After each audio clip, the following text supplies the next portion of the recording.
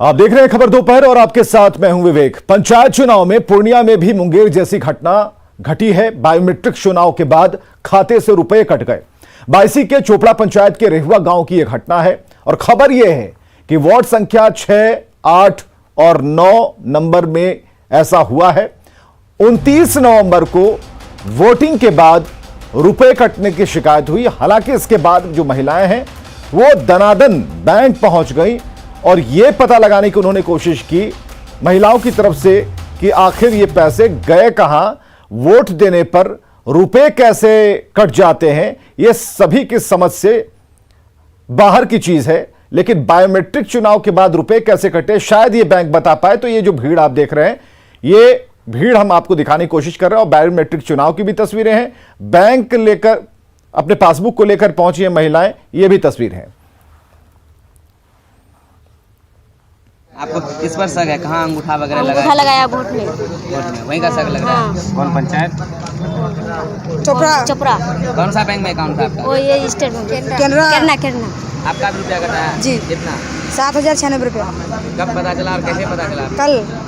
कल check message आया था। निकाले, पता चला कहाँ से कटा है? कहाँ से? वो वोट में फिंगर मारे थे इलेक्शन में। वही शक लग रहा है। हाँ वही से फिंगर में पे शक कोई भी जाएगा ना। 40,000 46,000 टोटल लगा। अकाउंट से 40,000 कैसे कट गए? फिंगर किया ना, वोट देने के लिए गया तो।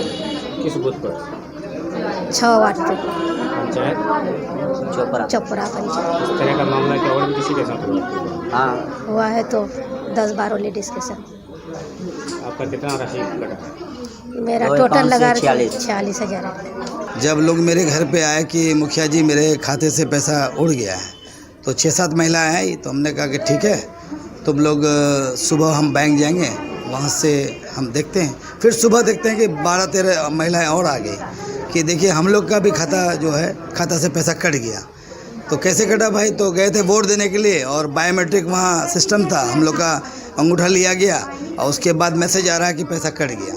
तो ये मामला हुआ तो हमने कहा चलिए बैंक हम जाएंगे। तो अभी हम बैंक आए हैं, लोगों का देखे 15-20 महिलाओं का जो है रेहुआ गांव की वार्ड नंबर 6, वार्ड नंबर 4 और वार्ड नंबर 8 में, खासकर पे ये 3 वार्ड में तो ये ऐसा धांधली हुआ है।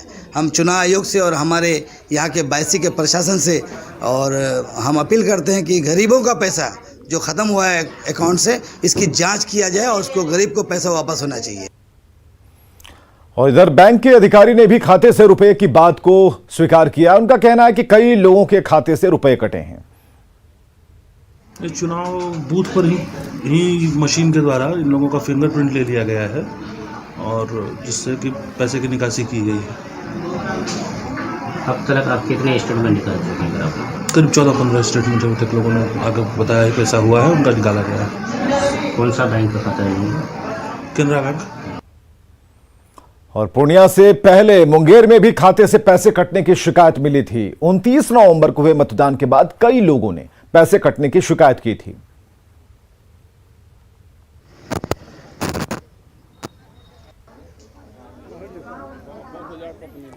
पूर्णिया और मुंगेर की तस्वीरें हम आपको दिखा रहे हैं। महिलाएं वहां पर खड़ी हैं, उनके पैसे कहां गए इस बात का कुछ पता नहीं। एक मैसेज जरूर है रुपए कटने का कि उनके खाते से पैसे निकल गए हैं और इसी मैसेज को लेकर ये सभी बैंक पर पहुंची, चाहे वो घटना मुंगेर की हो या फिर अभी जो ताजा मामला है कि वोटिंग के बाद खाते से पूर्णिया में पैसे कट गए। और बड़ी खबर का बात कर रहे हैं। न्यूज़ 18 की खबर का बड़ा असर हुआ है। कटिहार प्रशासन ने खबर पर संज्ञान लिया। धर्मांतरण के आरोप में शाह आलम पर एफआईआर दर्ज कर लिया गया है। यह बड़ी खबर न्यूज़ 18 की खबर का असर हुआ है। धर्मांतरण के आरोप में शाह आलम पर एफआईआर दर्ज। हिंदू महिला के जबरन धर्मांतरण का मामला है। अक्टूबर से ही प्रशासन से गुहार लगा रही थी महिला और आखिरकार इस पर अमल हुआ। 29 नवंबर को खबर चलने के बाद हरकत में प्रशासन आया। पुलिस ने जल्द आरोपी को गिरफ्तार करने का भरोसा दिया है।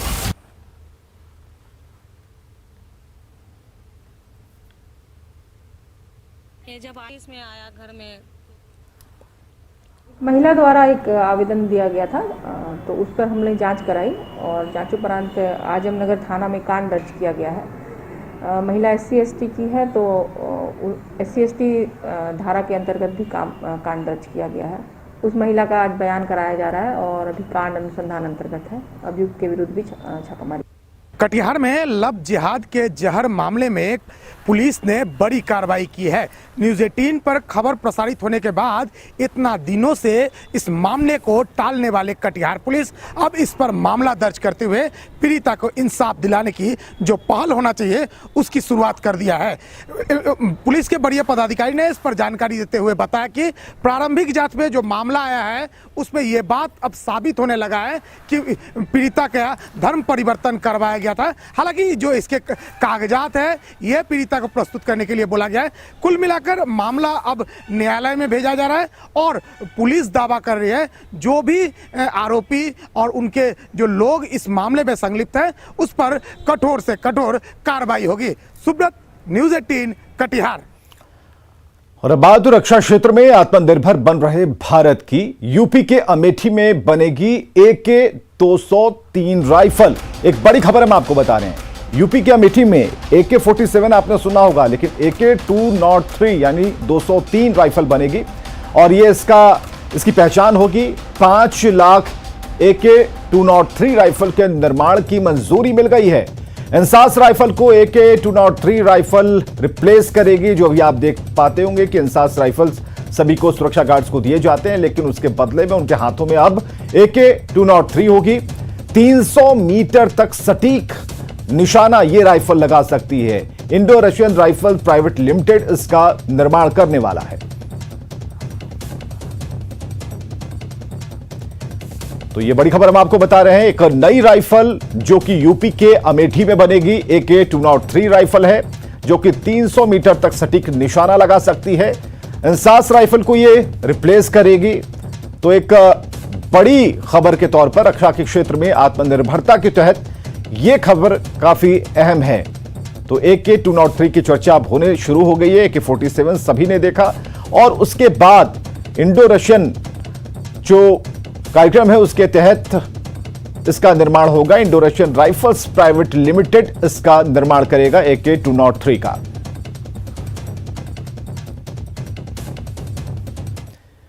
औरंगाबाद मंडल कारा में आज छापेमारी की गई। एसडीओ और एसडीपीओ के नेतृत्व में छापेमारी में जेल के सभी वार्डों की तलाशी ली गई।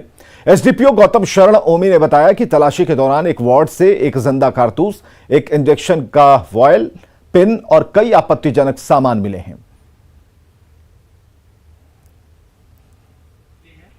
में हमें एक वार्ड से कैदी के वार्ड से एक जिंदा कारतूस बरामद हुई है 7.65 mm की और इस संबंध में हम लोग प्राथमिकी दर्ज करने जा रहे हैं। और मुजफ्फरपुर से बड़ी खबर है जहां आई हॉस्पिटल का ओटी और मेडिसिन रूम सील कर दिया गया है। मोतियाबिंद के ऑपरेशन के बाद विवादों में आने के बाद अस्पताल के ओटी को सील किया गया है। ऑपरेशन के बाद कई लोगों की आंखें निकालनी पड़ी थी और जांच के लिए आई हॉस्पिटल में टीम पहुंची है और जांच अभी जारी है। आई हॉस्पिटल का ओटी और मेडिसिन रूम सील किया गया है। ये तस्वीरें हम आपको दिखा रहे हैं जब ओटी और मेडिसिन रूम को सील किया जा रहा था। मोतियाबिंद के ऑपरेशन के बाद कई लोग की आंखें निकालनी पड़ी थी। हालांकि बेहतर इलाज के लिए पटना रेफर जरूर किया गया, लेकिन अब जांच टीम वहां पर पहुंची है और वो जांच करेगी।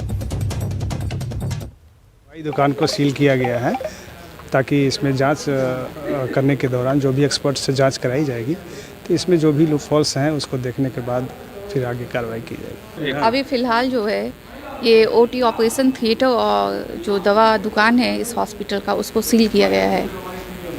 सेक्रेटरी के चैम्बर वगैरह को भी सील किया गया, ऑफिस जो है उसको सील नहीं किया गया है। खगड़िया के गोगरी अनुमंडल अस्पताल में एक युवक की मौत के बाद मरीज के परिजनों ने हंगामा किया। गुस्साए लोगों ने अस्पताल के कर्मचारियों की पिटाई कर दी। अस्पताल में हंगामा होता देख गोगरी थाना पुलिस मौके पर पहुंची, लोगों को हटाया। बताया जा रहा है कि सेना भर्ती की तैयारी कर रहे युवक मोहम्मद वसी सुबह गोगरी जमालपुर पार्क में दौड़ रहा था। इसी दौरान वो बेहोश होकर गिर गया और उसे इलाज के लिए गोगरी अनुमंडल अस्पताल में भर्ती कराया गया, जहां डॉक्टरों ने उसे मृत घोषित कर दिया। परिजनों ने डॉक्टरों पर लापरवाही का आरोप लगाया है। हुआ था और उस तक नहीं उठ बैठ कर रहा था, चल रहा था, सांस वहाँ सब चीज हाथ गोड़ चल रहा था इसका। डॉक्टर ने बोला कि नहीं खत्म हो गया, ले जाइए, हमारे पास कोई प्रबंध नहीं है, ऑक्सीजन लगने के लायक नहीं है। ये डेट कर गया। अभी 2 घंटा 3 घंटा के बाद लेकर आया था, अभी ऑक्सीजन लगाया।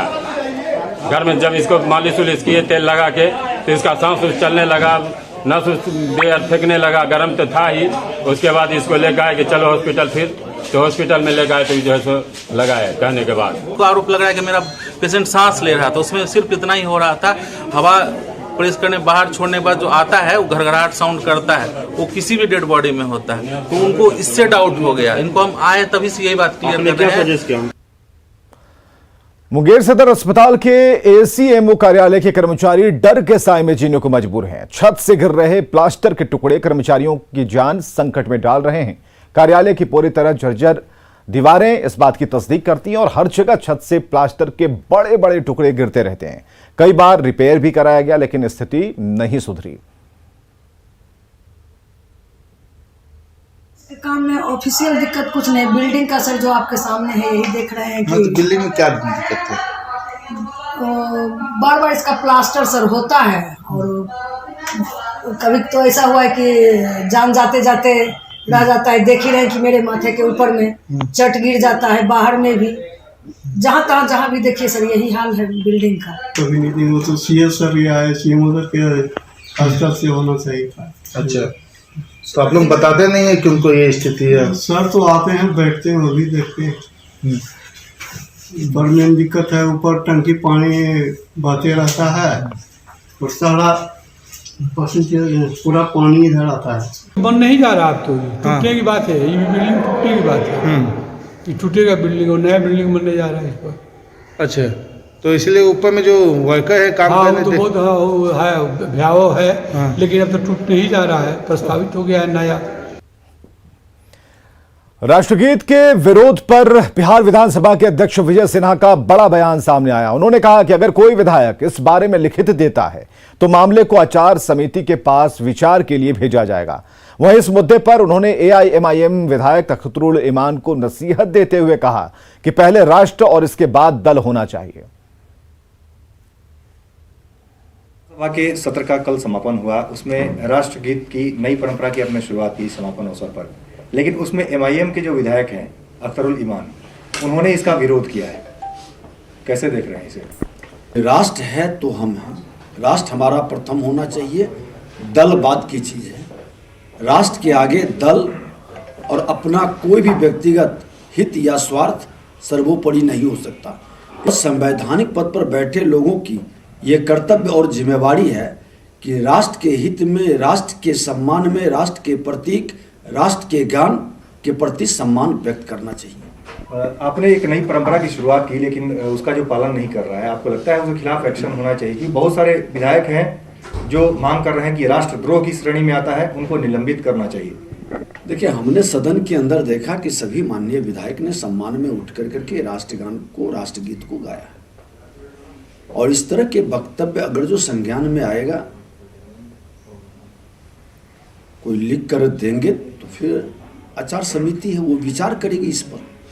जी, कई विधायक जो हैं जो कि लिख कर देने के लिए तैयार हैं, कहते हैं कि स्पीकर साहब को हम लिख करके देंगे, क्योंकि सदन के बाहर आकर उन्होंने जो बयान दिया मीडिया में, न्यूज 18 से उन्होंने बातचीत के दौरान कहा, उसके बाद कई विधायक हैं, बीजेपी विधायक हैं जो कि लिख कर देने के लिए तैयार हैं। तो अगर आपके सामने आता है तो आप उस पर सख्त कार्रवाई करेंगे?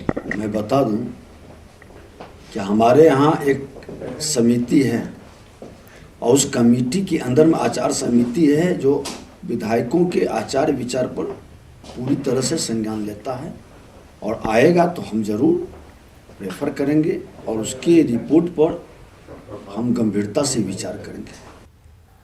राष्ट्रगीत के विरोध पर बीजेपी एमएलए संजय सरावगी ने कहा कि वो अख्तरुल ईमान के खिलाफ हैं। वो विधानसभा स्पीकर को लिखकर शिकायत करेंगे।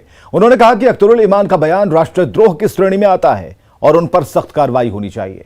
वहीं BJP MLA engineer Shailendra Kumar ने भी एमआईएम विधायक को निलंबित करने की मांग की। राष्ट्रगान से जो है सत्र का प्रारंभ और राष्ट्रगीत से सत्र का समारोप, और राष्ट्रगीत है ये तो, और राष्ट्रगीत का अगर कोई अपमान करता है तो एक तरह से वो देश का अपमान करता है। उसको देश से कोई मतलब नहीं है, उसको भारत माता से कोई मतलब नहीं है। हम लोग तो स्पीकर साहब को लिख के देंगे कि ऐसे पर कार्रवाई होनी चाहिए। जो लोग राष्ट्रगीत के विषय में इस तरह की बात करे। जिस विधायक की बात आप कर रहे हैं अख्तरुल ईमान साहब, इनका मूल ही, इनका संस्कार ही पाकिस्तानी है। ये लोग जो है पाकिस्तान जब जीतता है तो देश के अंदर में जयकारा करते हैं, तो उससे अपेक्षाएं क्या की जा सकती है। इनको तो कड़ी से कड़ी सजा होनी चाहिए। जो हम लोगों को गौरव है, और ये राष्ट्रद्रोही लोग हमारे गीत को अपमान करते हैं, हमारे देश का अपमान कर रहे हैं। हम तो अपने स्पीकर साहब से कहेंगे कि ऐसे लोगों का निलंबन कीजिए और विधानसभा के अंदर इनको घुसने मत दीजिए। हिमाचल प्रदेश देश के उन चुनिंदा राज्यों में से एक है जहां टीकाकरण को लेकर लोगों में झिझक लगभग नदारद है, लेकिन शुरुआत में यहां भी अफवाह और मिथक फैलाए गए। हाल ही में प्रधानमंत्री नरेंद्र मोदी ने एक धर्मगुरु की कोशिशों को सराहा था, जिन्होंने लोगों को टीकाकरण के लिए जागरूक किया। नेटवर्क 18 और फेडरल बैंक की जागरूकता मुहिम संजीवनी और शॉर्ट ऑफ लाइफ आप तक लाया है हिमाचल के लाहौल स्पीति जिले में टीकाकरण की कहानी।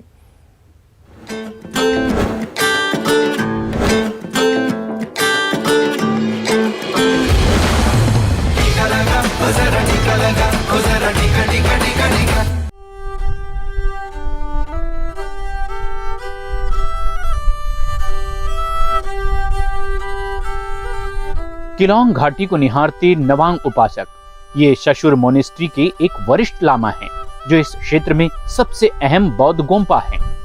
अगर प्रधानमंत्री नरेंद्र मोदी उनके काम की सराहना ना करते तो शायद महामारी के दौरान इन्होंने जो काम किया उसके बारे में लोग कभी जान नहीं पाते। नवांग उपासक जी भगवान बुद्ध के संदेशों को जीवन में उतारने का एक प्रशंसनीय प्रयास आप जैसे महानुभाव कर रहे हैं। लोगों के जीवन को आसान बनाने के संकल्प में आपकी सहभागिता के लिए मैं आपका बहुत बहुत आभार व्यक्त करता हूं। इस साल 2021 के शुरुआती महीनों की बात है, जब नवांग उपासक को महसूस हुआ कि टीकाकरण को लेकर लोगों को जागरूक किया जाना चाहिए। हमारे रीति रिवाज परंपरा के हिसाब से जो उन्होंने कहा कि जो भी बीमारी होती है वो मतलब पूजा पाठ से दूर होता है, तो लोगों ने हर घर में जितने भी अपने जो गुम्बाज हैं इस देवताओं को मनाना शुरू कर दिया कि भाई ये कोरोना महामारी जो है यहाँ से निकल जाए। लेकिन ऐसा नहीं लग रहा था कि इससे जो है महामारी जो बिल्कुल ही ख़त्म होगी। तो लोगों को मतलब एक जागरूक करने की ज़रूरत थी कि ताकि वो वैक्सीन लगाने के लिए आगे आए जी। लामा पैदल ही लंबी दूरी तय करके घर घर जाते हैं और कोविड-19 से सुरक्षा देने वाले टीके को लेकर लोगों को जागरूक करते हैं। इसके साथ ही एक और चीज थी जिसने इस काम में मदद की, वो थी टीकाकरण करवाते हुए दलाई लामा की वीडियो, जो बौद्ध समुदाय में तेजी से वायरल हुई। In order to prevent some serious problem, this injection is very very helpful.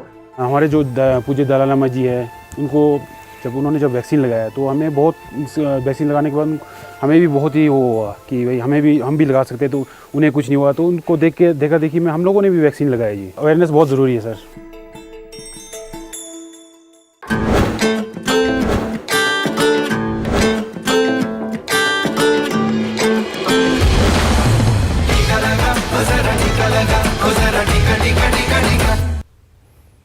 और खबरें लगातार जारी हैं, आप बने रहें हमारे साथ।